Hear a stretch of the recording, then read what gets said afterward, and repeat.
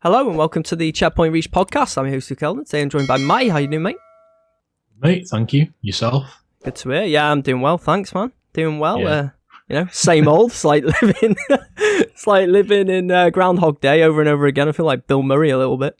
Yeah, it's great, but it's all going to change. Just listen to Boris in a couple of months. We'll all be out partying, apparently. yeah. We'll see if that's true. We'll see how that goes. But today we are here to discuss some gaming news, not politics, thankfully. I don't want to get involved in that. So we're going to jump into the news topic today. News topic from the past week, actually, or a couple of weeks even. When did this come out? Actually, 9 days ago, I think, probably in between. It's to do with Bethesda. Microsoft completes the Bethesda acquisition, promises some Xbox and PC exclusives. It says here as well that Microsoft now has 23 games studios. This is an article from The Verge. Microsoft has finalized its $7.5 billion deal to acquire ZeniMax Media, the parent company of Doom and Fallout studio Bethesda Softworks. The finalization comes just a day after Microsoft secured regulatory approval from the EU for the acquisition, and it will now bolster the company's first-party Xbox game studios up to a total of 23. We got some quotes here as well from Big Phil. I know Matty's a fan of Big Phil, so he said, "Yes, mate. Yeah, he is, man. We should get him on the pod. Where's your magic?" Phil Spencer says, "This is the next step in in building an industry-leading first-party studios team, a commitment we have to our Xbox community." Now, I know, Matty, we want to talk about this because it does bring a lot of questions and some answers as well to people were worried about are Bethesda games going to become just solely Xbox exclusives? Are they all going to transition into that, or are they going to still be cross-gen? But we have a bit of an answer now that some will be exclusives. What do you think of it? Well, we've had that commitment from Xbox, and we've had it for some time that there is not going to be any more Xbox exclusives. I think we can categorically say that there will never be another Xbox-only game. It's Xbox, PC, and whatever platforms Game Pass are on. And obviously for them, that's a good move. I mean, you're opening more markets. Game Pass on PC seems to be going pretty well. I think, although obviously it's not had the uptake that they maybe expect at this point, I think the Bethesda games are only going to increase that uptake in Game Pass on PC. So it's a massive, massive deal. I mean, we can't really understate the significance of purchasing Bethesda. They are a giant studio, a publisher. You know, there's a lot of studios that they've got under their arm, and there's a lot of games that are now going to be Xbox and PC exclusive, you would guess. Yeah. I mean, Phil Spencer's always sort of beaten around the bush with this and still didn't really commit to an answer.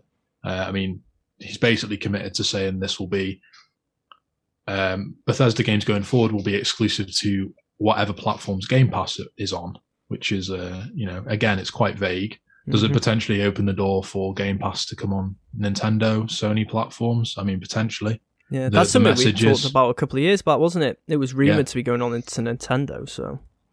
I mean, the message is pretty clear that if you want to play Bethesda games, then you need a Game Pass subscription. And I think Sony wouldn't have Game Pass on their platform in a million years, so I think it potentially opens the door to Elder Scrolls 6, Starfield, these type of games not appearing in any form on a PlayStation platform, which is obviously a shame for PlayStation gamers. But people have been, rallying around saying that Microsoft needs to buy more studios, they need to have a better first-party output, and they've done a Microsoft-esque thing and just get a big briefcase of money, turn up, and just cash hit it Bethesda over the head with it. Yeah. WWE style.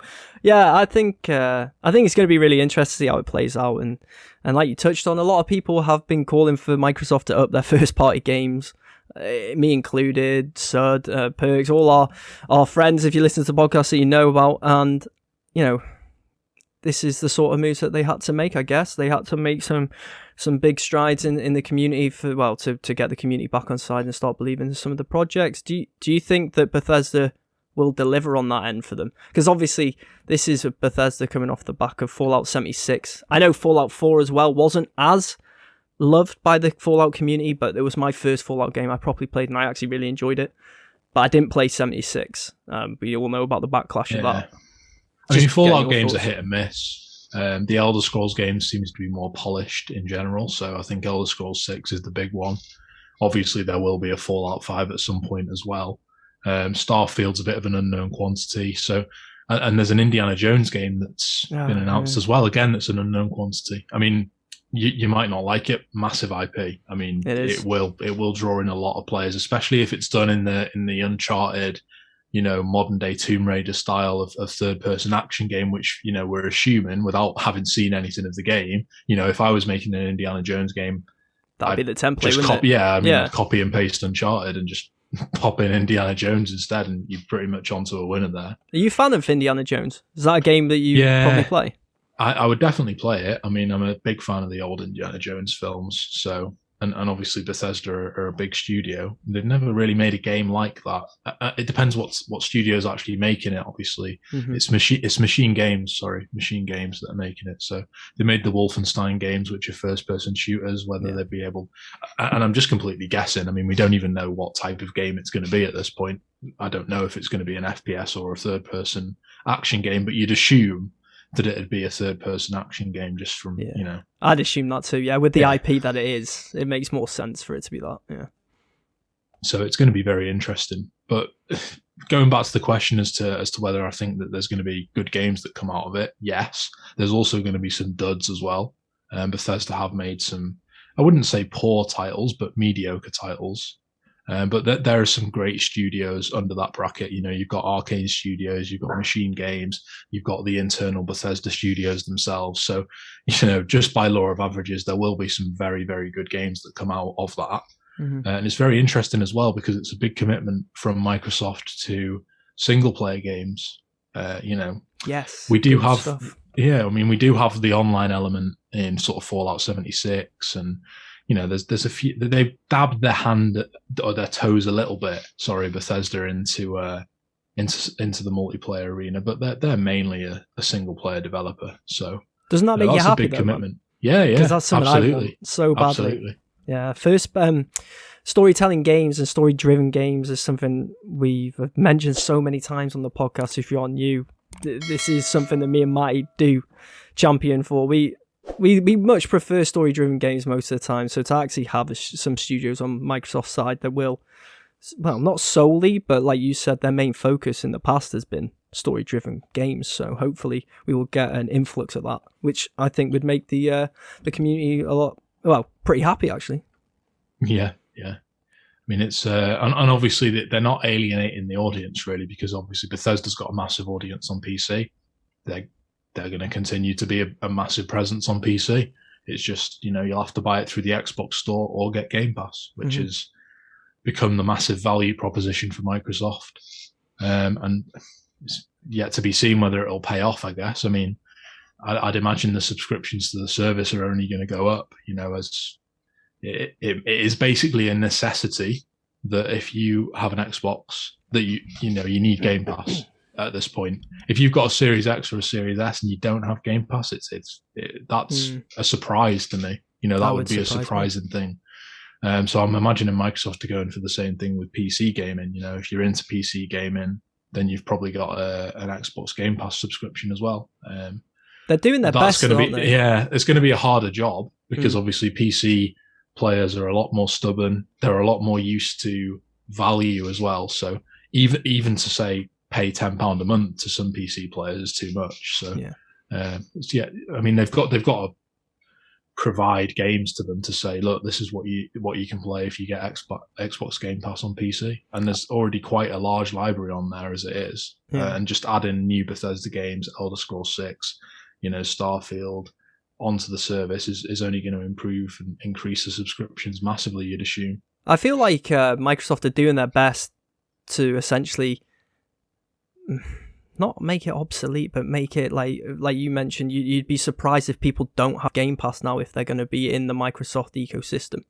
Yeah. Like if you're playing on PC or Xbox, why wouldn't you? It seems to be adding value, and you don't have to pay that first party title, $60. Well, we used to say $60, but what is it now? Like £55 maybe or something. You can just get Game Pass for £10 a month and try it out if you really want. So they are making it a very attractive proposition. One thing I wanted to ask you about Bethesda, because you, Perks and Sud, were massive Fallout fans. I'm intrigued to know your opinion on Fallout 4, because like I said, I was new to the series, and that was my first proper dive into the Fallout world, and I actually really enjoyed it. I loved the game, to be fair. But I remember talking, I think it was to you or Sud at the time, and you were saying, I don't know, it's just not the same. It wasn't as good as New Vegas and stuff like that. So how about now? Like, what is it, 6 years on? Something like that? I mean, there's just a little bit of something missing from Fallout 4. It wasn't necessarily a bad game by any means. It's still a solid 7.5, 8 out of 10 for me. It was riddled with bugs at launch, but you probably expect that at this point from Bethesda games. It seems to come with the territory that they're in, that every single game they release always has some sort of horrendous bugs at the start of the process, which is obviously frustrating. But I think for me, it was the quests in Fallout 4 just weren't as enjoyable as in 3 and New Vegas. But in terms of the combat, the world, I mean, they pretty much nailed it. There was just that little bit extra missing. Maybe it was getting into familiar territory, similar to the sort of Gears of War 4 and things like that, where it's like, yeah, this is still a great game, but it's kind of just losing the appeal a little bit. Yeah, that's fair enough. Let's talk then a little bit about a game you mentioned, and that's Starfield, because apparently Starfield is reportedly aiming to launch in 2021. That's according to game news journalist Jeff Grubb. He's reporting that apparently it's going to be unveiled towards the end of this year, E3 21, and then obviously aim to be released at the end of the year, I should say, as well, after that. He did say that obviously the pandemic could play its part, and that might be a reason why it's not, and it might be pushed into 2022, but I wanted to get your thoughts on it, Matty, as well. Like, the game, we don't know too much about it, but obviously we know it's going to be like a sci-fi fantasy epic sort of genre that we do like. We love our Star Wars, we love our Mass Effects and stuff like that. So is this something you're excited about, or you're still a bit on the fence? I'm still reserving my judgment. I mean, I'll get Game Pass, so I'll obviously play it. Right? But it's, like you said, it's a complete unknown quantity, really. Is it going to be in the vein of sort of a No Man's Sky type space RPG, or is it going to be more linear and structured, similar to sort of Mass Effect? We don't really know, and I don't think we will know until we see more of the game. So it's a bit of a catch-22, but it's definitely piqued a lot of people's interest, and I'm sure that it will be a good game. It's just a case of seeing what it is, I guess, first before we can make any judgments of it. That surprises me. I mean, that report from Jeff Grubb that it may be released in 2021, that seems a bit unrealistic to me. I mean, we've seen pretty much nothing of the game, officially anyway. So for it to release in 2021 would be very surprising for me. But if it does get released in 2021, then hey, I'll definitely play it.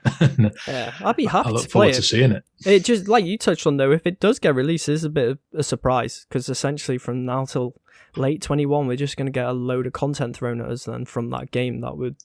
You'd assume, but there's barely been anything, has there? Was there a teaser trailer? That's all I seem to remember. Was a teaser trailer. Maybe there's been more, but I don't remember too much. I remember reports about them talking about there's going to be a new game engine and stuff like that for the game, but other than that, I haven't heard anything. There needs to be a new engine, because they're still using the Elder Scrolls 5 engine, and that needs to be put in the bin.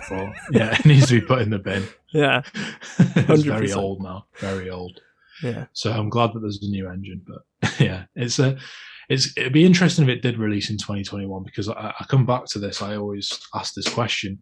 There's a lot of games that get announced 2-3 years ahead of launch, and I don't think that does any good for hype. I think the hype builds up, and then it's like it's coming out in 3 years, and it's like, I don't really care. I forgot what the game is now. So I do feel like a successful marketing tactic is to show a lot of the game all at once, and then say this is coming out in like 4 months or something like that. So that's the only thing that makes me think, maybe this could come out in 2021. But yeah, like you said, the pandemic and the fact that we've seen nothing, I'd be surprised if it did.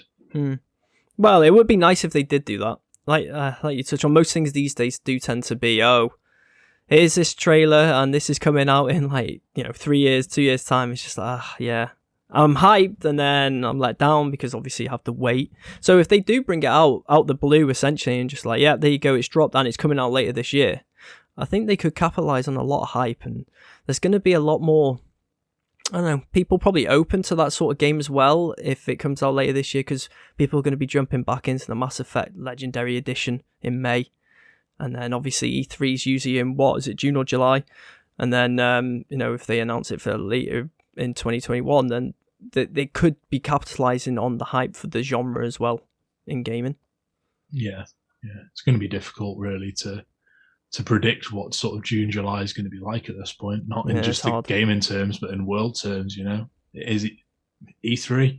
June seems like a fair enough date to have maybe a full E3, maybe we'll finally get back to the days of the pointless audiences cheering random announcements. Blue screen, woo! Yeah, I know what you mean. Hey, it's always funny though to watch. It seems like a lifetime ago, doesn't it? That we saw Keanu Reeves on stage saying "You're breathtaking." Yeah, that literally feels like a different decade at this point. It really does, man. Actually, that's scary to think about. That does seem like it was like 10 years ago.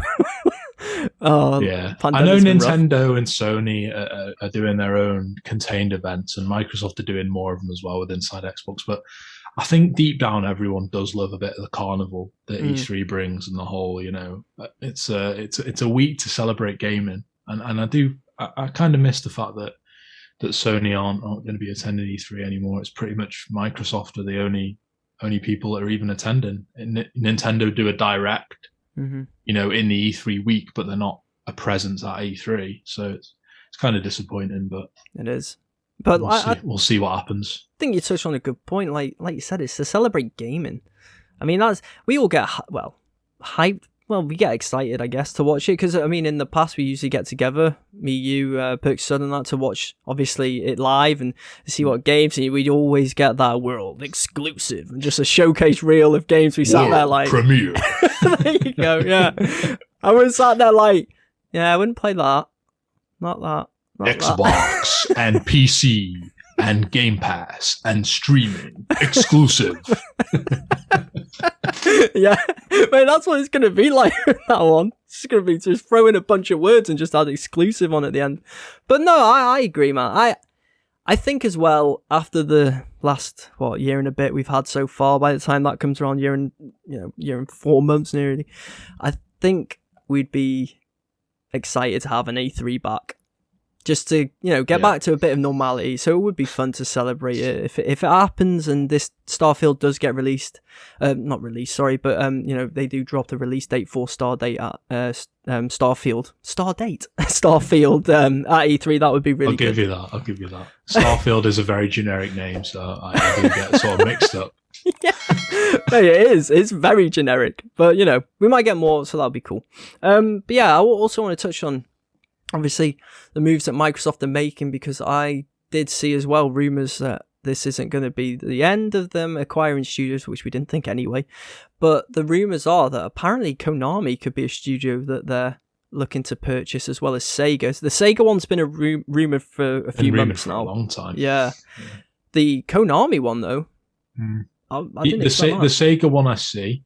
I think Microsoft want to have some sort of a presence in Japan. I feel like that's the last piece of the jigsaw for them, to try and get some JRPGs on the system, just to cater to a wider audience. Game Pass is supposed to cater for everyone, so they need to fill out each area of the back catalogue, and having Sega would obviously help with that.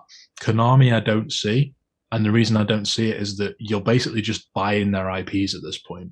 Konami have no real studios left. They have one of the internal studios that makes PES every year. But apart from that, no one makes anything for it. So they've got these big IPs, but I don't really think Microsoft are interested in IPs in a sense. I think they're interested in buying the studios to make them content. So I could definitely see them buying Sega, but Konami is a bit of a weird one. I don't think Sony are going to buy Konami, but I wouldn't be surprised if there was some sort of licensing deal struck with them to, make a Castlevania, Metal Gear Solid, Silent Hill game, whichever one it would be. That's been rumored over the last couple of months that Konami are going to sell out their IPs to third-party developers, which would make the most, commercial sense. So yeah, I can see Sega, but Konami, I don't think so. Yeah. Well, I must admit, I'm unsure. It came out of the blue because obviously I didn't expect Microsoft to be purchasing Bethesda. So if they did get Konami, I would be surprised too. But yeah, I think Konami's route is probably going to go more down the selling of the IPs and letting obviously Sony or someone take access to that to sell games on. Because I must admit, when you talk about Silent Hill and Metal Gear as well, I instantly think of Sony and PlayStation 1 and stuff. So yeah, it would make the most sense if Sony acquired those IPs to obviously create games. And I would love to see another Metal Gear, but without, I think Hideo that's their ace Kojima up could their be weird. sleeve. I don't know what Sony are going to announce. Look, Sony have been very quiet over the last few months, and they're taking a few blows. I'm sure they're not bothered. They're raking in the money from the PS5. It's selling out instantly as soon as it comes back in stock, and it'll probably continue to do so for the next 12 months at least. So, I don't think Sony are too worried by the moves that Microsoft are making, but they've got to have something up their sleeve because they haven't shown us any new games for a while. And it's been heavily rumored for the last 6 to 12 months that there's some sort of Metal Gear Solid remake being made. I love it. So that makes the most sense to me. I mean, that would make perfect sense. And it was rumored that it was ready to announce, around a year ago. And Halo Infinite's presentation was so bad that they didn't feel they had to announce it yet, because it was supposed to be their sort of ace up the sleeve to say, look, well, here's Metal Gear Solid, your Halo's great, but here's Solid Snake or whatever back in 4K, and people would be losing their mind. I'd be one of them. Yeah. Which studio would you like to see take hold of the remake if you had a choice? Well, I mean, the obvious answer is giving it to Kojima, isn't it? He's literally got his own production studio, so. I mean, if Sony Do you think he'd still want to take the license away from Konami and just give it back to Kojima, that's the ultimate sort of justice, really. I don't know the ins and outs enough, but I obviously know that he fell out with Konami massively. But did he fall out with love as well with making Metal Gear because he wasn't fulfilling his creativity? So would he want to take Metal Gear and remake it or remaster it? Well, remake. It'd make more sense. Maybe if it was if it was just a remake of the first Metal Gear Solid, maybe an internal studio, Blue Point, or something like that. That makes the most sense. I mean, they've done an amazing job of remastering Dark Souls. Unbelievable remake. So I'm pretty sure they could do justice to Metal Gear Solid as well. And we need a remake. Like, Metal Gear Solid is a classic, brilliant franchise. But if you try and go back and play the old games now, it's like they're a world apart. Like the movement system is just. It feels so archaic. It's like you're fighting with the controller to play that game. And that's what makes it disappointing. You've got brilliant story and it's got the nostalgia, but, you pick up the controller and it's just like, what the hell is this? Honestly, I don't remember it being like this. I tried to play Metal Gear Solid 2 the other month and I was just like, what is going on? I don't remember it being like this. Oh, did you try and play the HD remake? Or just No, I just played it on the PS2. Right, okay. Yeah, I must admit, when you do go back, it throws you, doesn't it? But then nostalgia's a beautiful drug. It plays its part and you remember everything about the game being fantastic. But I think it does need it. Obviously, they had the Twin Snake, which was on GameCube, if I'm correct. Surprised it's never come to any other platform. I mean, I know it was an exclusive, but it's just like, it was a really good game and not many people got to play it, which is a shame. Mm-hmm. But that is one of them. Like, there's been so many remakes and remasters over the last, it feels like 5 to 10 years, that how has Metal Gear fallen under the radar there and not been picked up to be, touched up and give it back to the masses to love it again? I feel like it needs it because obviously I think the last, what was the last Metal Gear? What's the zombie one? Terrible. I can't remember its name. Metal Gear Survive. It was as generic as that. Yeah, terrible. Metal Gear Solid 5 was good, though. Gameplay was brilliant. Story was so good for like an hour, and then you never saw another cutscene for the rest of the game. Yeah, that was the issue. Like, we've run out of money. There's no more cutscenes. You're just running around in the open world now until the end, repeating the same missions but on a harder difficulty. Yeah, that was disappointing. But I did love the game when I initially completed it and stuff. So it would be good to get a remake. We'll see. But then let's finish up then discussing going all the way back and what we were chatting about with Microsoft purchasing companies and stuff like that, and studios even. And we were talking about Game Pass, and you mentioned obviously Nintendo. Now, before we came on the podcast, we had a little chat, and you were talking about you believe that Microsoft's ultimate goal would be to get Game Pass on PlayStation and essentially every gaming system they could, because obviously they can make a shit ton of money. Do you actually think that would happen or can happen, or do you think Sony would never allow that? Nintendo, I can see.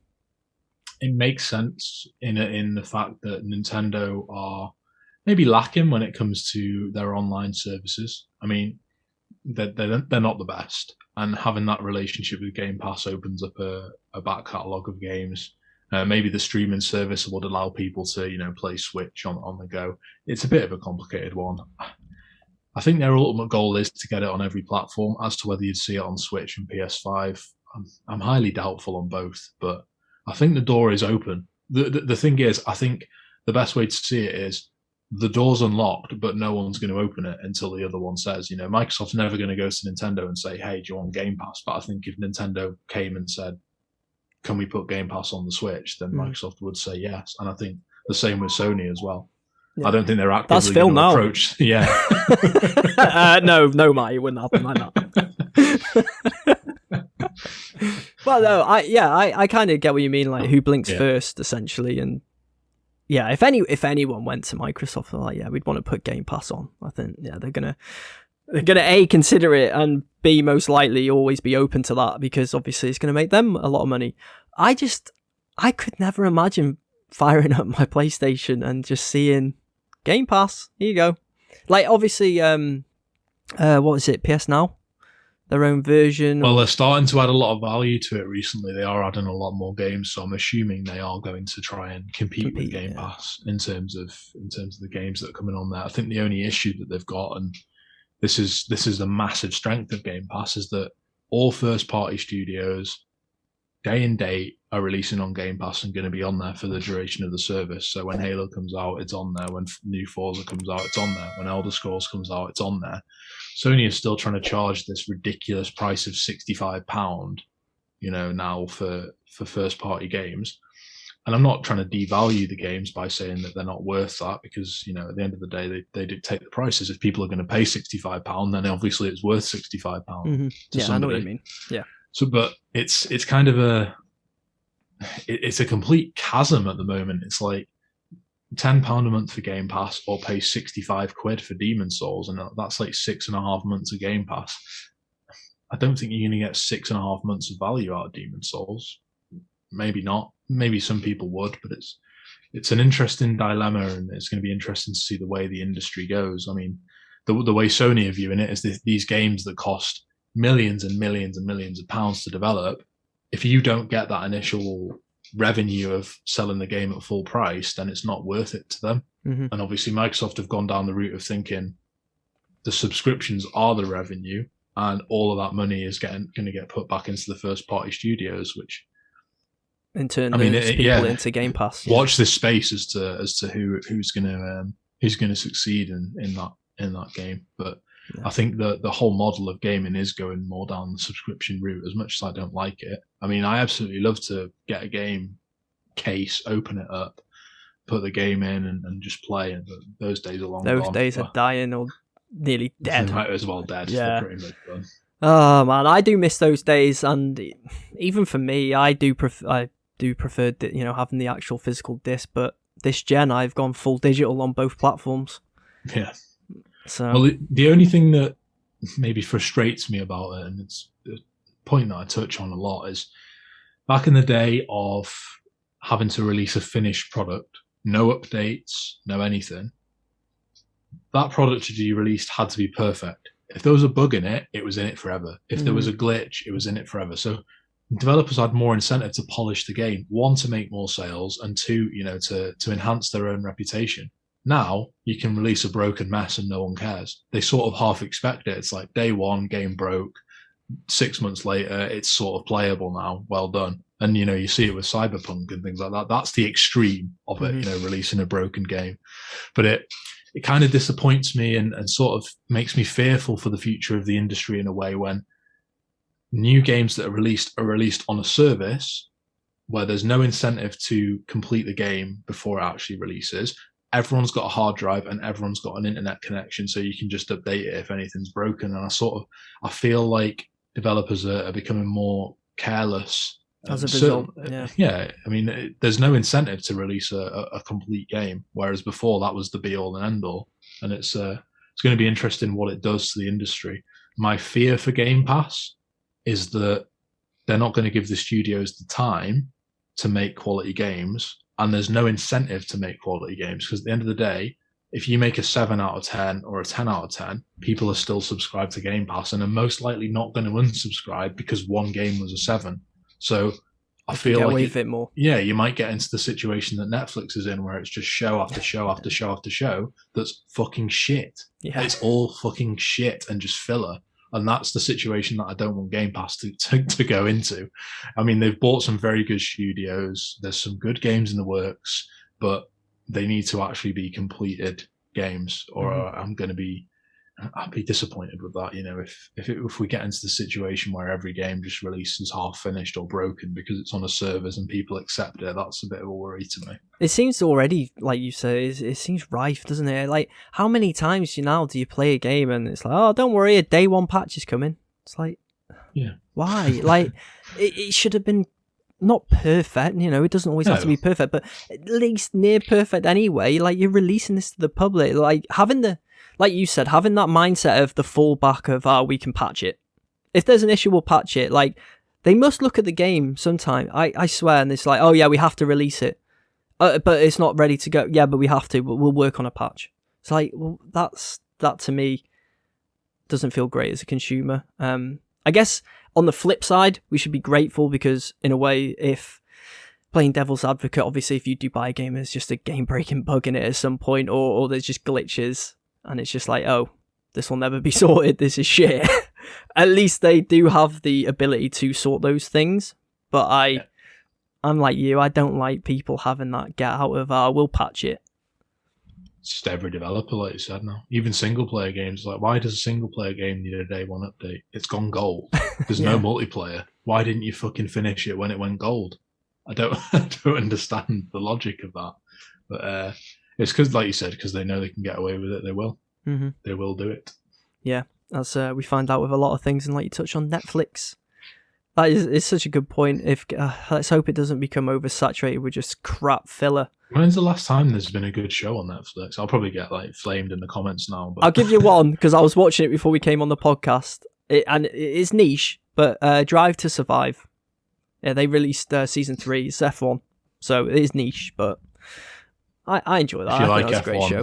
Then you're in luck. Yeah, yeah. Other than that, what was the last show on Netflix that everyone was raving about? Tiger King was the last viral one, I think, but that was mainly because of lockdown. I feel like if that wasn't, because it came out right at the start of first lockdown, when everyone was sort of on the bandwagon of, yeah, lockdown's fun. Let's watch Tiger King. That ended quickly. But yeah, that's a good one. Yeah, Tiger King, that did go pretty much viral, didn't it? Everyone was talking about that. Can't really think of any since, many. No. If any. I mean, those were the days, weren't they? The Tiger King days. Back in March 2020. Everyone was having little Zoom quizzes and we were all thinking lockdown was going to be over in a couple of months. A bit of fun. Get to be off work for a couple of months. Mate, we should be grateful we had video games, I guess. Not everyone did, so I am grateful for that, because I don't know where I'd be without it. But yeah, we're going to end the podcast there, so thanks for listening as always. If you're listening to us on YouTube, give us a like, subscribe, all that good stuff. If you're listening to us on any audio platforms, leave us a nice review and pass on the pod. That'll help us to grow. Also, we have a Discord community that we set up now, so if you want to check that out, links are in the description below. We have a daily chat, all that good stuff, and we are looking for recommendations on games to stream, anything like that, because we do stream currently Tuesday, Wednesday and Thursday nights, 11 p.m. GMT, some Football Manager, but we're always open to try out different days and different games, so drop in the Discord and let us know. You can also follow the podcast on social media on Instagram, Facebook and Twitter at ChetReachPod. Again, all links are in the description below. And you can follow me and Matty on social media. Where can people find you, mate? At Matty Cheatham on Instagram and Twitter.